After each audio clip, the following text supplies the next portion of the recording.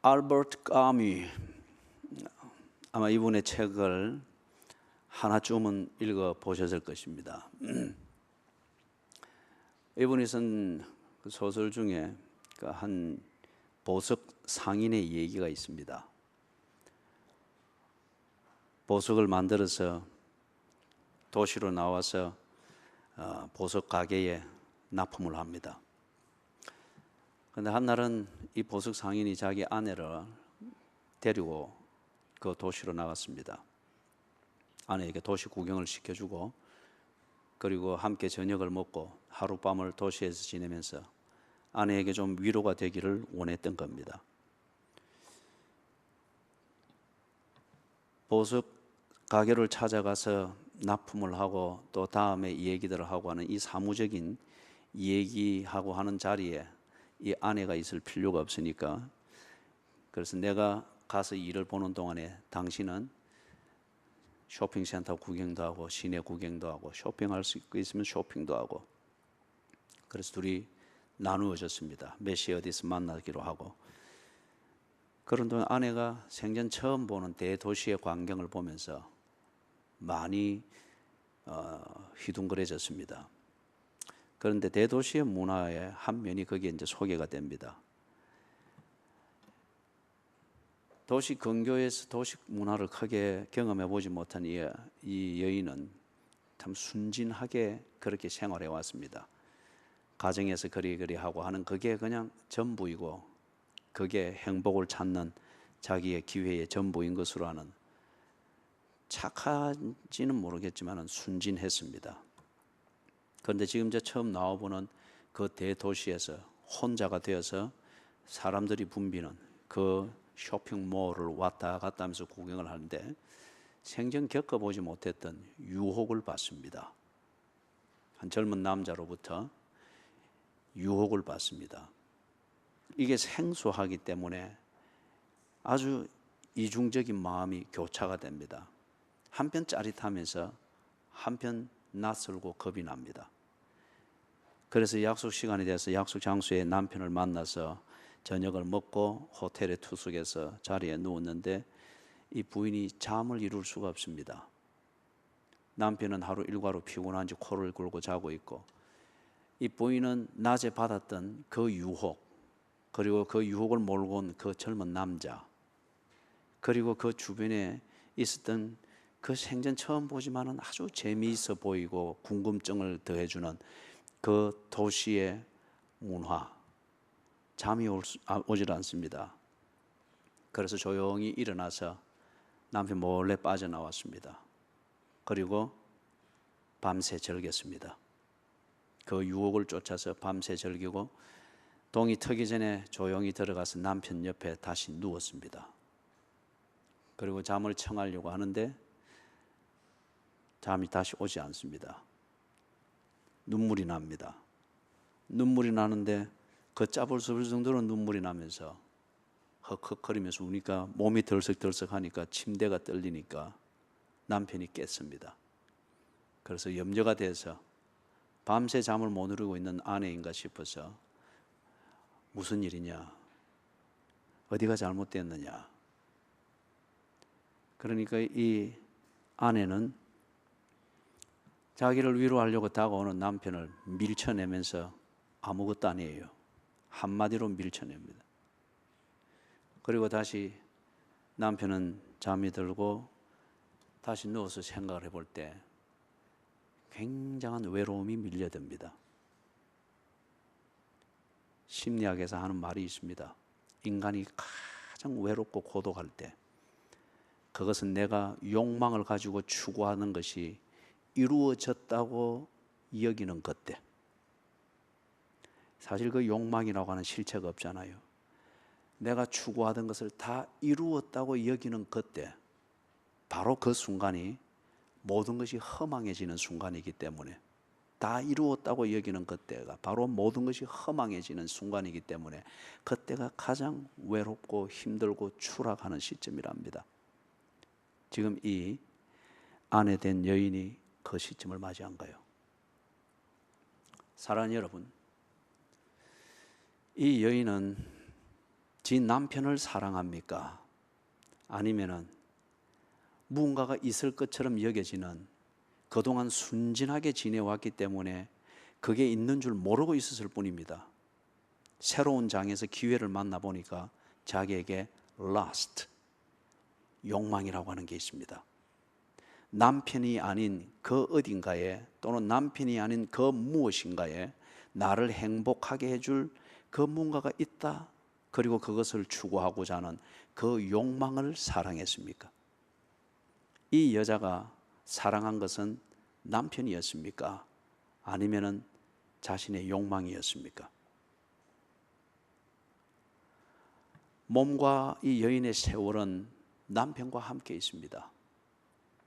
그런데 이 하나의 사건에서 이 여인을 극도의 절정으로 몰고 가기도 하고 극한의 그 고독을 맛보면서 영혼 깊은 곳에 숨겨놓던 눈물을 흘리도록 만들었던 것은 남편과의 교제에서 나오는 그 무엇이 아니었고, 자기 욕망을 추구해 나가는, 그 짧은 시간이었지만 욕망을 추구해 나가는 이 여인의 삶의 시간이었습니다.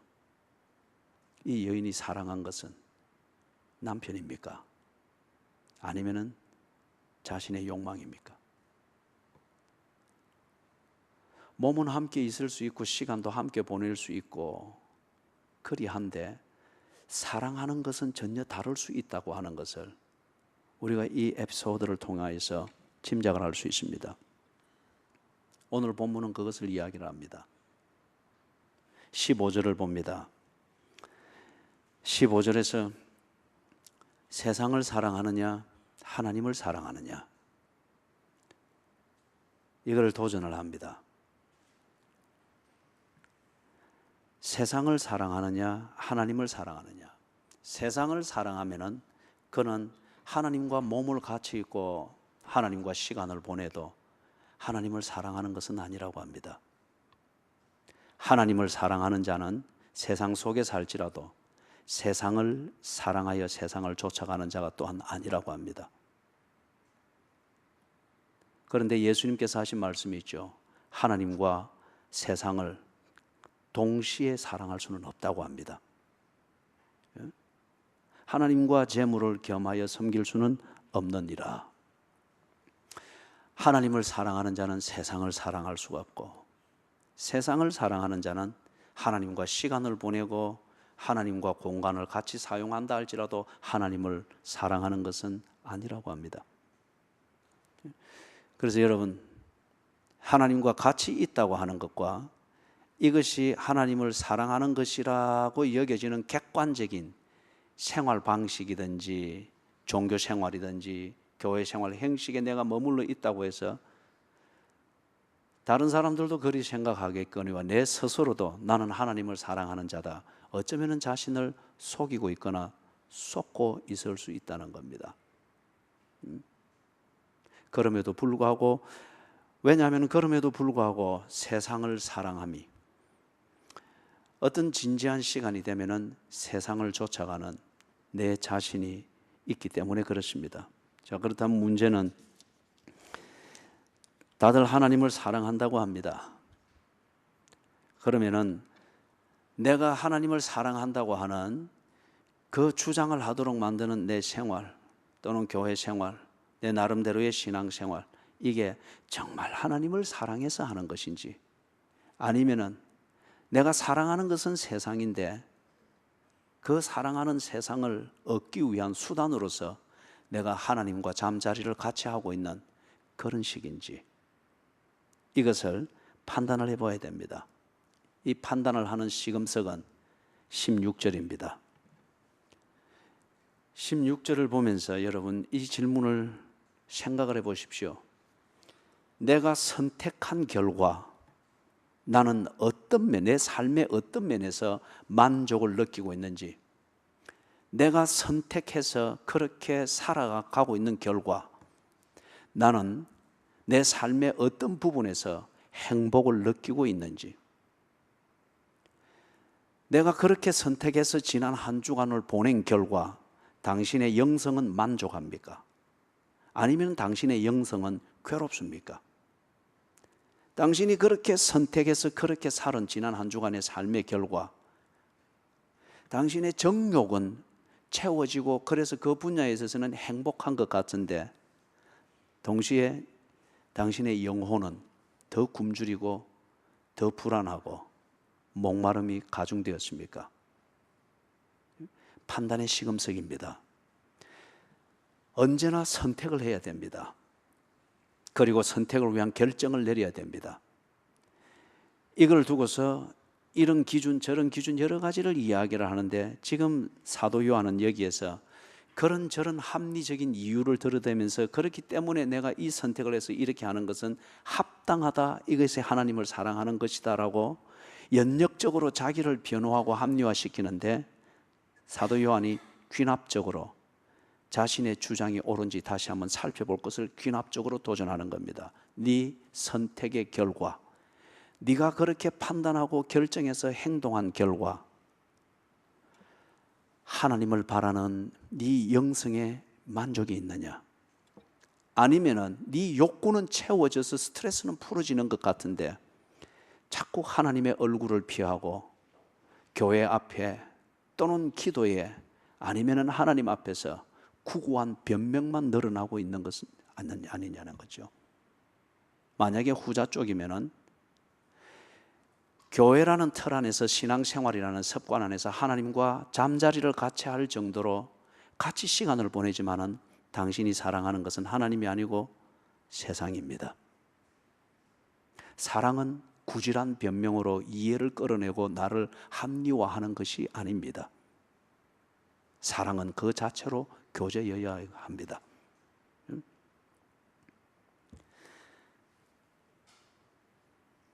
먼저 육체의 정욕입니다.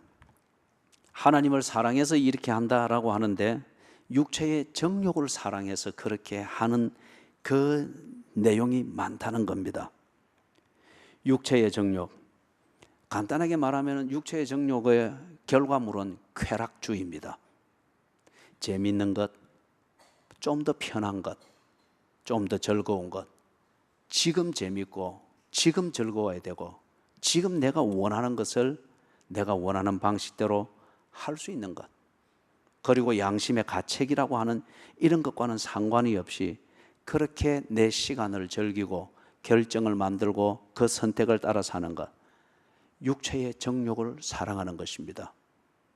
우리가 고상하게 즐겁게 사는 거야, 행복하면 되는 거야, 그때 말하는 행복을 판단하는 기준이 뭡니까?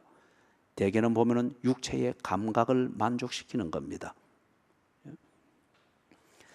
예를 들면은 예수님께서 40일 금식 후에 시험을 받았죠.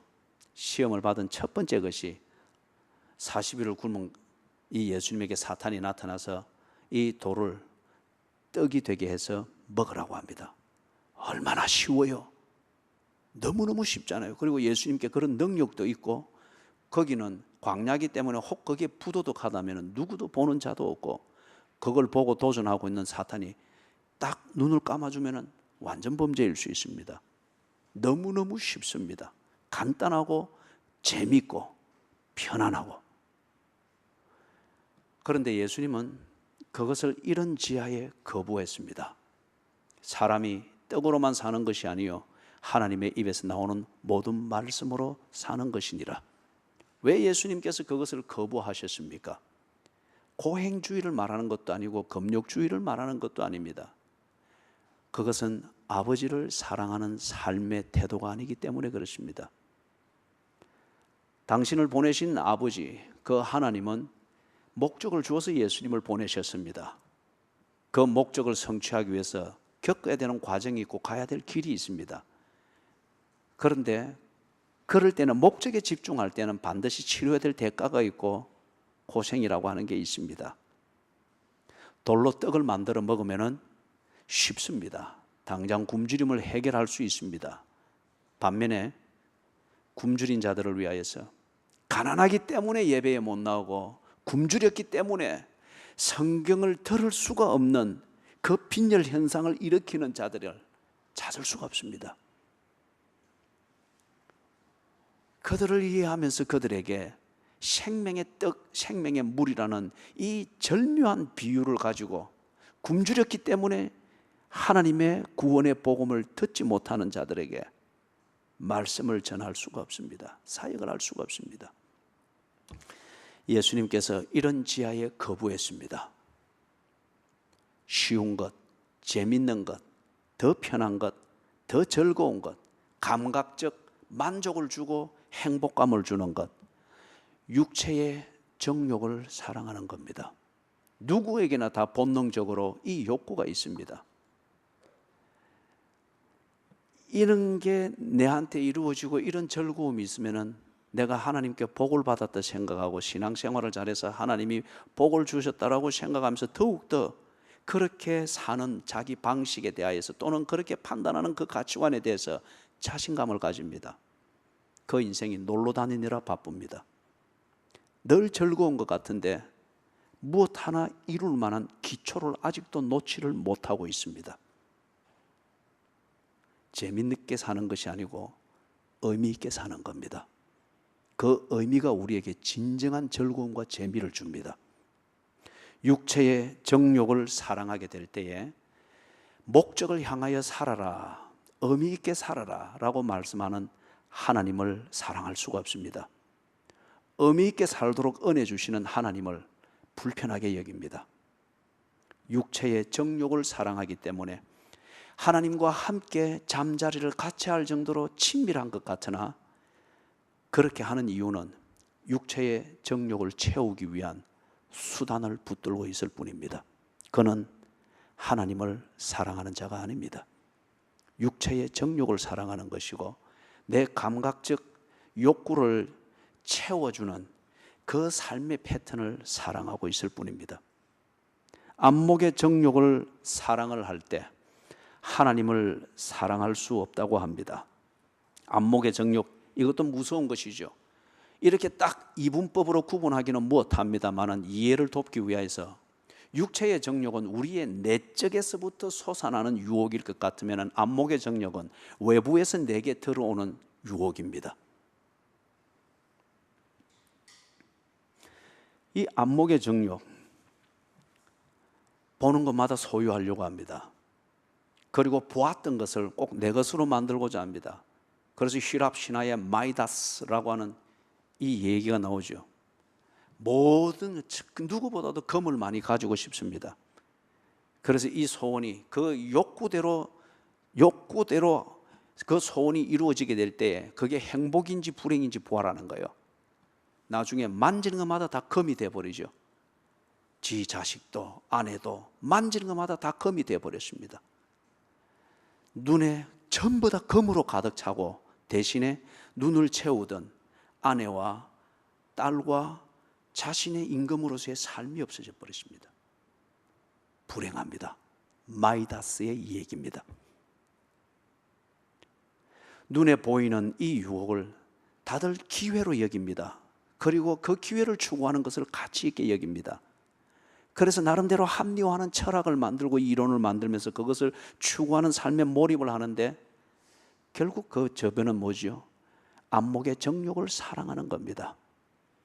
이 안목의 정욕을 쫓아가는 이 사랑의 삶, 이 정욕을 사랑하는 삶을 안전하게 이룰 수 있도록 하나님과 때로 잠자리를 같이 하고 하나님과 때로 밥을 먹는 친밀감을 느끼는 그 자리로 다가가면서 하나님께 친한 척거려 합니다. 그러나 그것은 종교적 구걸이지 하나님을 사랑하는 것이 아닙니다. 안목의 정욕을 사랑해서 그런 거죠. 예를 들어 볼까요? 에덴 동산에서 이 하와가 딱 걸린 게 뭐였습니까? 사탄이 가지고 온 안목의 정욕을 건드렸을 때입니다. 보암직도 하고 탐스럽기도 한지라 그대로 넘어가 버렸습니다. 보암직도 하고 탐스럽게 보이는 그게 기회인 줄 알았던 거죠. 그리고 그대로 추구했습니다. 하나님과의 관계를 단절하면서까지. 여호수아에 나오는 아간이라고 하는 사람을 알죠. 전쟁을 잘하는 사람이고 그리고 공동체 의식이 상당한 그런 사람이었던 것을 짐작할 수 있습니다. 그런데 여리고 성을 무너뜨리고 난 다음에 전리품들을 수거하는 과정에서 이 조그만 것이 눈에 탁 들어왔습니다. 금괴 하나와 바벨론식으로 만들어 놓은 외투 한 벌이 눈에 딱 들어왔습니다. 눈에 딱 들어왔을 때 이것은 내가 가질 수 있다고 하는 정욕으로 넘어가 버리고 노예가 되었습니다. 가지고 와서 지 침대 밑에 숨겨놨다가 자기가 목숨 바쳐 싸웠던 이스라엘이라는 공동체에 치명적인 그러한 해를 입히게 되었죠. 안목의 정욕에 넘어갔습니다. 예수님께서 이 부분들을 지도하실 때에 비유를 들었습니다. 한 임금이 잔치를 배설하고 사람들을 초청을 했지요. 즐거이 초청을 했는데 사람들이 매너는 임금을 사랑하고 존경하는 척 했으나 내용은 거절이었습니다. 나는 밭을 샀기 때문에 밭을 경작하기 때문에 바빠서 못 갑니다. 또 한 사람은 나는 이제 소를 샀기 때문에 소가 건강한지 시험을 해야 되니까 못 갑니다. 또 한 사람은 내가 장가 들었기 때문에 부인을 즐겁게 해야 되기 때문에 못 갑니다. 제 눈에 들어오는 것, 그리고 그 들어온 것을 소유했다고 하는 이것이 전부이고 그것이 행복인 줄 알고 임금의 잔치, 임금이 배설한 잔치에 초청하는 것을 거부했습니다. 예수님께서 광야에서 시험을 받을 때에 사탄이 이 예수님을 40일 동안 굶주렸던 이 예수님을 높은 곳에 데리고 가서 천하를 보여줍니다. 천하를 보여주죠.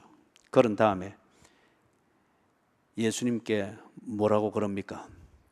내게 절하라. 그러면은 네가 본 이 천하의 절반을 네게 주겠다. 사람들은 내 눈에 들어오고 눈에 보이는 그것이 곧 내 것인 줄 착각을 합니다. 그래서 내 것으로 만들고 그걸 즐기기 위하여서 사탄에게 절을 하는 것도 합당하게 생각합니다. 눈에 보았던 그 돈을 내 소유로 삼을 수 있다고 하면은 사탄이 그의 곧 하나님이 되어버리는 거예요.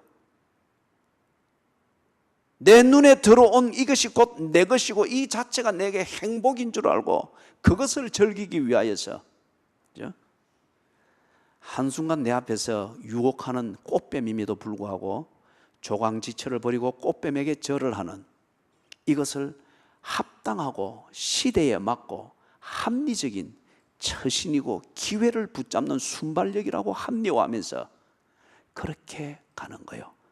그는 하나님을 사랑하는 자가 아니고 안목의 정욕, 안목의 정욕 이것에서 행복을 찾기 위하여서 하나님을 수단으로 사용하고 있을 뿐입니다. 여러분이 지금 주님 앞에서 구하며 기다리고 있는 것, 그것은 하나님을 사랑하기 때문입니까? 아니면 안목의 정욕을 그것을 현실화시켜서 기대하는 행복을 얻기 위해서입니까? 오늘 오후가 아니죠. 수요일 날 우리가 보게 되겠군요. 참 성경에 보면 역설적이고도 그러나 심오한 예들이 나오죠. 소경입니다. 물질을 보지 못하고 명예를 보지 못하고 권력을 보지를 못하고 유행을 보지 못하고 취미를 보지 못해서 다른 사람들이 볼 때 언제나 동정의 대상이고 참 불행하게 산다고 여깁니다. 그런데 그 육체적이고 의과적 소경이 예수님을 봅니다. 이번 수요일날 우리가 보게 될 거예요. 예수님을 봅니다.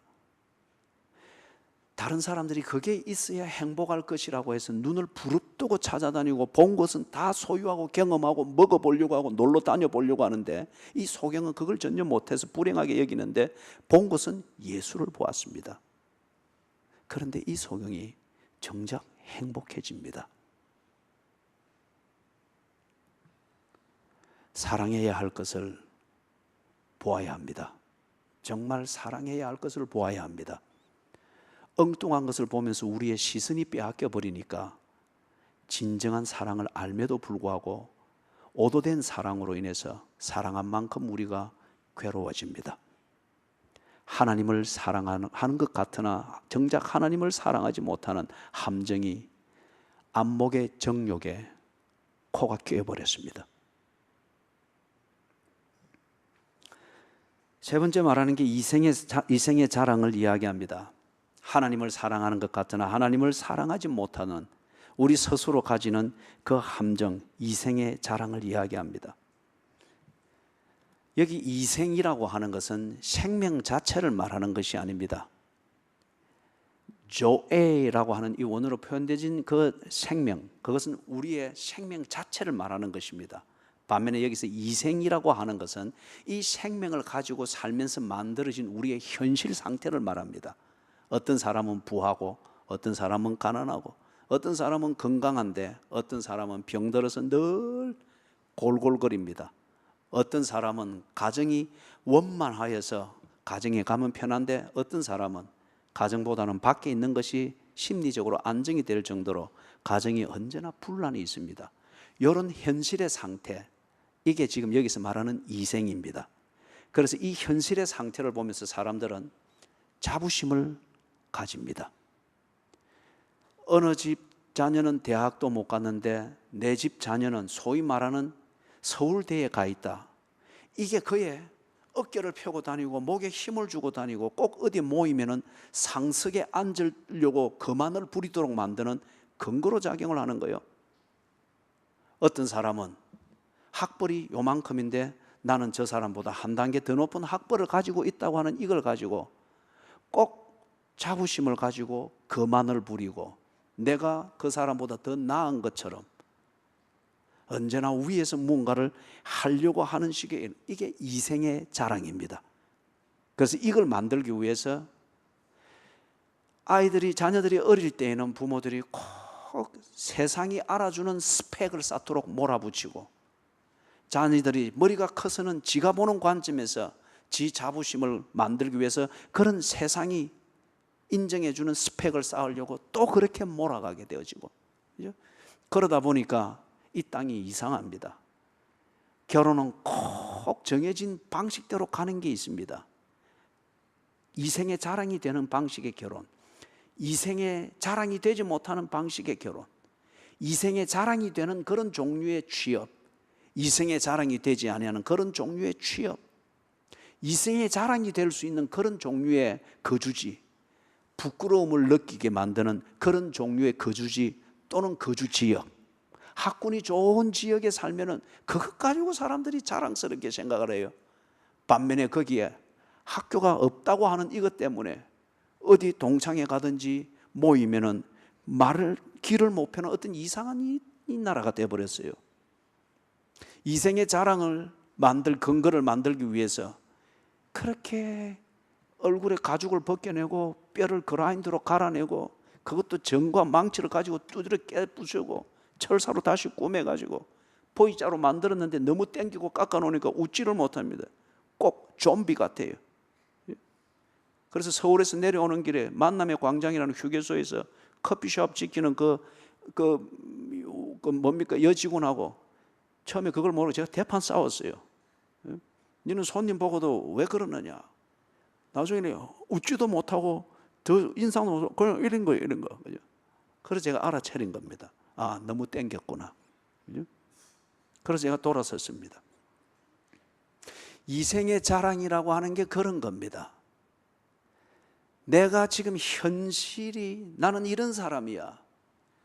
그래서 소위 말 풍선에 푹푹 바람 불어넣듯이 자랑거리 될 만하고 내 스스로 남에게 힘줄 만한 어떤 이런 것을 만들기 위해서 현실을 막 만들어 갑니다. 그러다 보니 없어도 될 것이 너무 많고 한 시즌 지나면은 유행이 지나서 아무 쓸모가 없어지는 것들로 꽉 차 있습니다.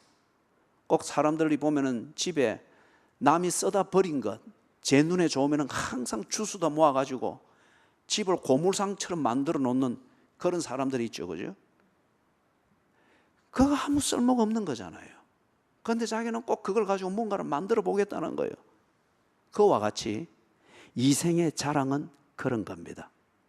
그런데 이 이생의 사랑을 하다 보니까 우리에게 정말 자랑거리를 주시고 우리의 삶의 보람을 누리게 해주시고 어디에서든지 당당하되 어디까지 심판의 자리에 이르지 아니하고 사망에서 생명으로 옮기는 이 위대함을 주는 하나님마저 부끄럽게 여기는 거예요. 그분을 사랑하는 것을 부끄럽게 여기는 거예요. 이생의 자랑을 구하기 위해서. 예를 들면은 예수님께서 사탄의 유혹을 받아서 사탄이 예수님을 이제 어디로 끌고 갑니까? 두 번째 시험에서 성전 꼭대기에 서게 합니다. 그리고 뛰어내리라. 뛰어내리면은 네가 하나님의 아들인 것 같으면은 천사들이 내려와서 네 발이 땅에 닿기 전에 다 받들 것이다. 이게 뭡니까? 소위 말해서 기적입니다. 기적. 내가 자랑거리가 될 수 있고 옆집 누구보다 내가 더 자랑 삼을 수 있고 길을 펼 수 있고 뭐 그런 종류로 해서 내 자식들이 내 가정이 길을 펼 수 있고 우쭐할 수 있다고 하는 것 같으면 사람들이 기적을 만들어서라도 그걸 꼭 이생의 자랑을 마련하려고 합니다. 왜 사람들이 엄동설안에도 텅스텐 그릇 거기에 정한수를 떠서 장갑도 끼지 않지 맨손으로 그 텅스텐 정한수 담은 물을 가지고 새벽 3시에 동화사 그 올라가는 언덕을 올라갈 거예요. 대구 그 겨울 날씨 같으면 이 텅스텐은 쩍쩍 붙어버립니다. 예? 기적을 바래서 수능고사가 목전이 오면은 대구 갓바위 거기 있는 부처상 앞에 이 부산에서 많이 올라온답니다. 이 아줌마들이 와서 엎드려서 백배하고 하는 이것도 모자라 가지고 막 달려가 가지고 갓바위를 끌어안고 또는 뒤에 가지고 막 비빈다 그래요. 갓바위가 옆으로 기울어졌습니다. 예?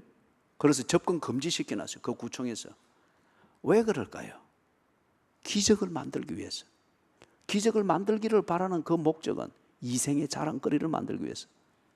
내 자식이 여기 붙었다. 그게 얼만큼 자랑거리가 되기에 그 난리를 부릴까요? 사탄이 예수에게 유혹을 하며 시험을 합니다. 뛰어내리라. 세상이 깜짝 놀랄 기적이 일어날 것이다. 그리고 그 기적을 통해서 네가 하나님의 아들인 것을 사람들이 인정을 하는 이 자랑거리가 생길 것이다. 그런데 그것은 하나님의 길이 아닙니다. 여러분, 기적하면서 기적은 전적으로 하나님의 섭리고 하나님의 은혜입니다.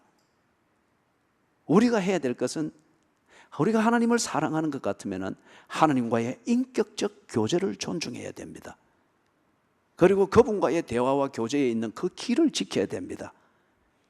거기서 그 길을 지킴에 있어서 내 몸이 고장이 나서 내 한계에 부닥쳐서 그 길을 가지 못할 때에 하나님께서 관절을 갈아주시고 간을 갈아주시고 길을 내가 걸을 수 있도록 평탄케 해주시고 이 기적들이 일어나는 거죠.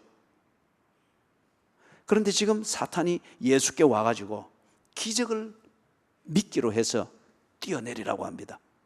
이생의 자랑, 누구보다도 내가 뛰어나고 내가 하나님의 아들이야, 감히 나를 이런 식으로 내가 나사렛에서 태어나서 이러니까 너희들이 나를 우습게 봐, 내가 이런 사람이야, 이것을 과시하고 나타내기 위해서 하나님의 길이 아닌 자기의 그 정욕의 길을 가지고서 기적을 만들어서라도 그렇게 하려고 했다고 하는 것 같으면 오늘 이 성경은 지금 우리에게 없습니다.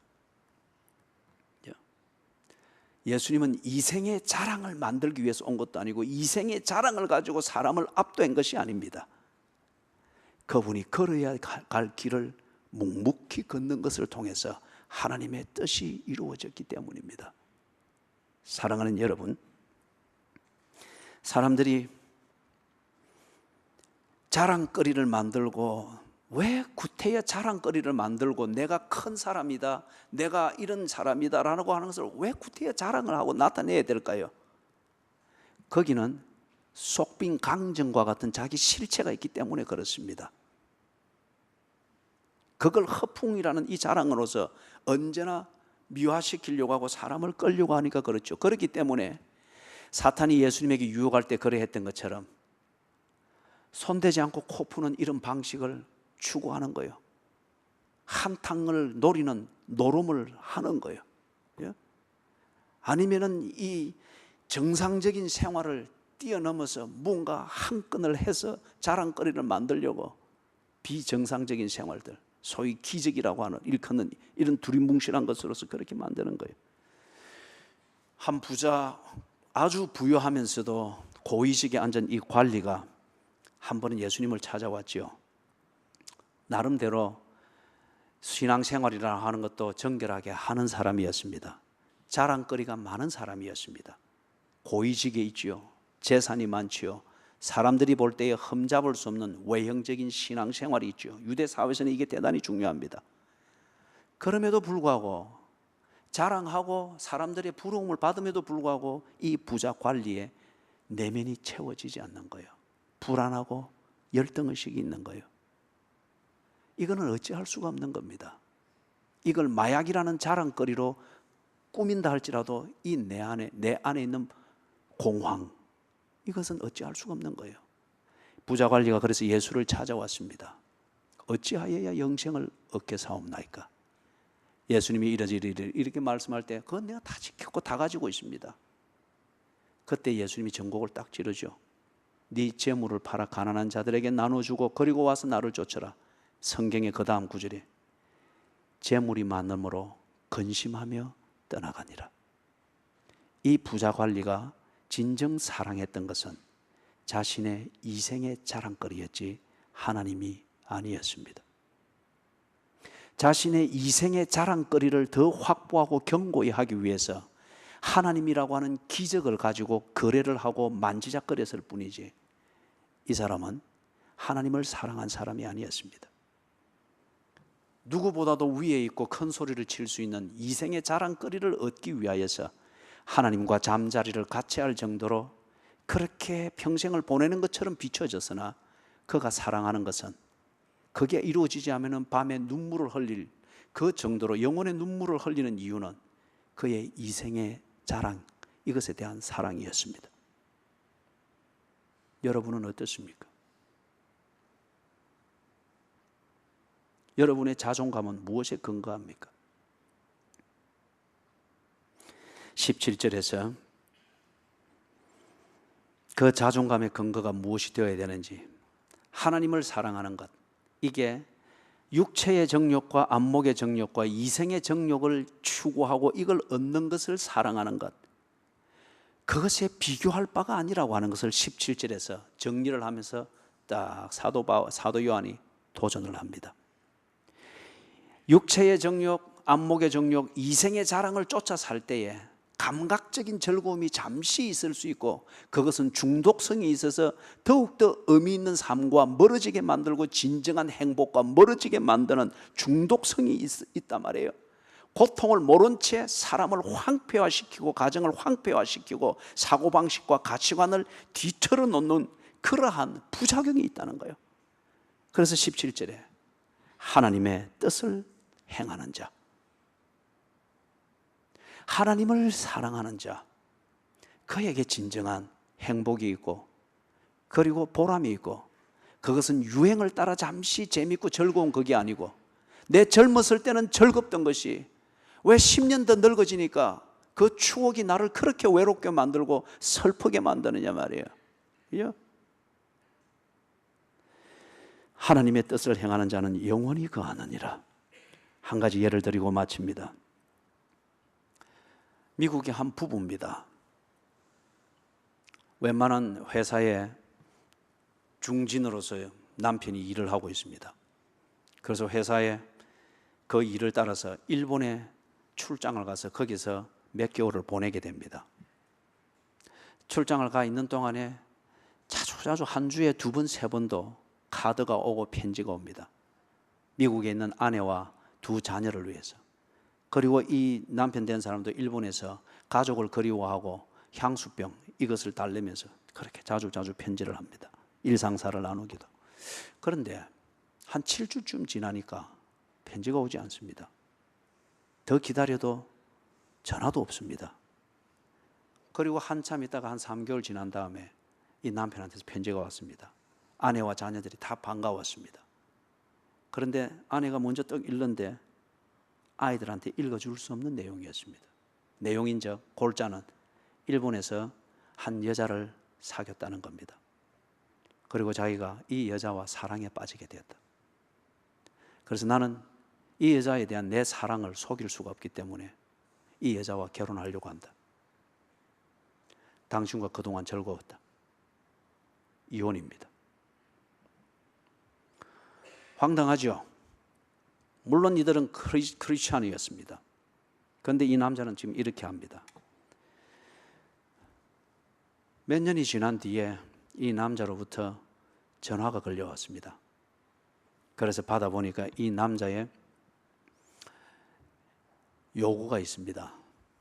자기가 지금 암으로 죽어가고 있는데 곧 죽을 것 같다. 그런데 죽기 전에 당신에게 부탁이 있다. 부탁은 여기 일본에 있는 내 가족들의 생계를 도와주면 고맙겠다. 일본에서 결혼한 자기 아내와 그 사이에서 난 자식들. 그래서 너무 좀 가난하다는 거예요. 가난하고 내가 죽고 난 뒤에 연명에 나갈 수 있는 그 가능성이 안 보이고 너무 고생할 것 같으니까 당신이 내 가족들의 생계를 도와주면 고맙겠다. 벌써 여러분 가운데서 머리에서 김이 풀풀 나고 있는 사람들이 보이는군요. 그죠? 눈에 핏발이 쏘고 의자 밑에 있는 손은 왜 떨어요? 그죠? 이 부인이 고민 끝에 받아들였습니다. 그리고 이 부인이 비행기 티켓을 마련해서 가족 3명이 다 미국으로 올 수 있도록 초청을 했습니다. 그리고 미국에서 살 수 있도록 이민 비자를 내고 하는데 적극 도움을 주었습니다. 가족이라고 하는 이 신분으로. 그런 뒤에 미국에서 이 가족이 새로 정착을 해서 아이들이 공부하고 정말 기회의 땅, 아메리칸 드림 이것을 이루면서 정착해서 합니다. 오랜 세월이 지난 뒤에 한 방송국에서 이걸 다 아니까 가서 인터뷰를 한 거예요. 기독교 방송에서. 어떻게 그리 할 수 있었습니까? 억울하지 아니했습니까? 그 크리스찬이었던 이 부인이 그렇게 인터뷰에서 대답을 합니다. 나는 내가 할 것을 했습니다. 나는 그리스도인입니다. 그리스도인은 아버지 하나님의 뜻을 따라 사는 사람입니다. 아버지 하나님의 뜻이 그것이면은 나는 그것을 하는 것이 만족합니다. 그리고 지금 나는 만족하며 행복합니다. 사랑하는 여러분, 세상을 사랑하여 자신의 이생의 자랑, 안목의 정욕, 육체의 정욕을 사랑하여서 그렇게 사는 열정을 불태우고 세상은 다 박수를 쳐줬습니다. 다 지가 하고 싶은 것을 하며 사는 거야. 그걸 위해서 탁 이혼하고 새로 만난 그 여자에게 사랑을 고백하는 것. 당신은 정말 정직하고 용감하고 인생을 즐길 줄 아는 사람이야. 다 박수를 쳐줬습니다. 그러나 세상을 사랑하여 정욕을 쫓아간 그 남자에게 남은 것은 아무것도 없습니다. 지가 뿌려놓은 그 씨앗과 열매에 대해서도 책임질 수 없어 기껏 보여주는 것은 구걸이었습니다. 반면에 하나님의 뜻을 행하는 것, 이게 몸에 배어 있는 이 여인은 세상의 관점에서는 참 참담합니다. 착하게 사는 게 겨우 그런 상처받고 또 짓밟히냐, 참담합니다. 그러나 이 여인이 살았던 그 결과는 영원한 가치가 있는 것이었습니다. 그걸 이 여인이 이 생에서 직접 즐기고 있잖아요. 직접 누리고 있잖아요. 그리고 그것을 말할 때의 사람들이 비록 저들은 육체의 정욕과 세상을 사랑하여 살지만은 이 여인을 부러워하며 할 수만 있다면은 그렇게 살아보고 싶어 합니다. 영원한 것입니다. 영원한 것은 죽은 뒤부터 시작되는 것이 아니고 영원한 것이 있기 때문에 지금 이 땅에서도 그렇게 사는 겁니다. 무엇을 사랑하며 사느냐에 따라 다릅니다. 영원한 가치를 추구하며 살면은 지금 내가 영원한 것을 누립니다. 잠시 재미를 주는 그것을 사랑하여 살면은 잠시 즐겁되 그 다음에는 그렇게 허망할 수밖에 없는 그 인생을 살게 됩니다. 여러분에게 도전합니다.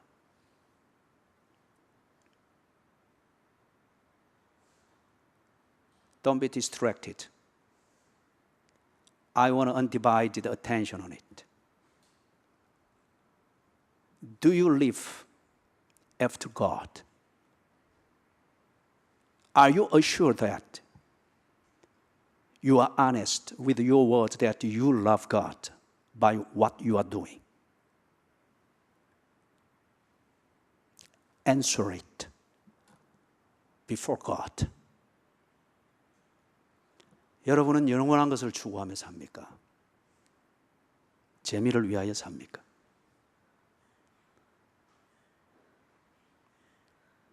여러분은 하나님의 뜻을 행하며 삽니까? 여러분의 정욕을 쫓아 그렇게 삽니까? 다들 이게 하나님의 뜻이라고 하면서 그렇게 하는데 대개는 듣기에 변명입니다. 합리화하는 이론입니다.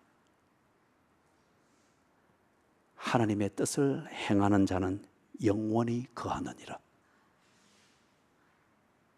기도하겠습니다. 하나님,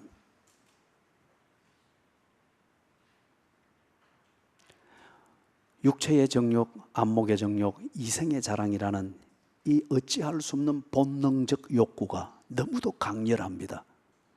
반면에 우리는 너무 허술합니다.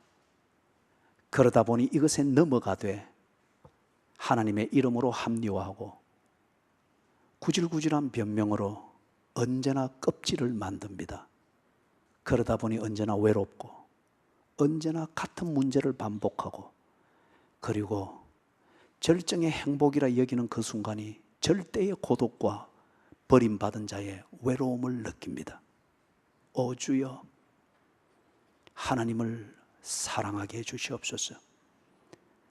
이게 감각이 없다면 거듭나게 해주셔서 하나님을 알게 하시고 하나님을 사랑하며 하나님의 뜻을 행하는 자가 누구인지를 깨닫게 해 주시옵소서. 그래서 영원한 것, 그것을 내 안방에서, 내 직장에서, 자녀 양육의 자리에서, 부부 생활에서 이 영원한 것을 누리는 일상을 살게 해 주시옵소서. 예수님 이름으로 간절히 기도드리옵니다. 아멘.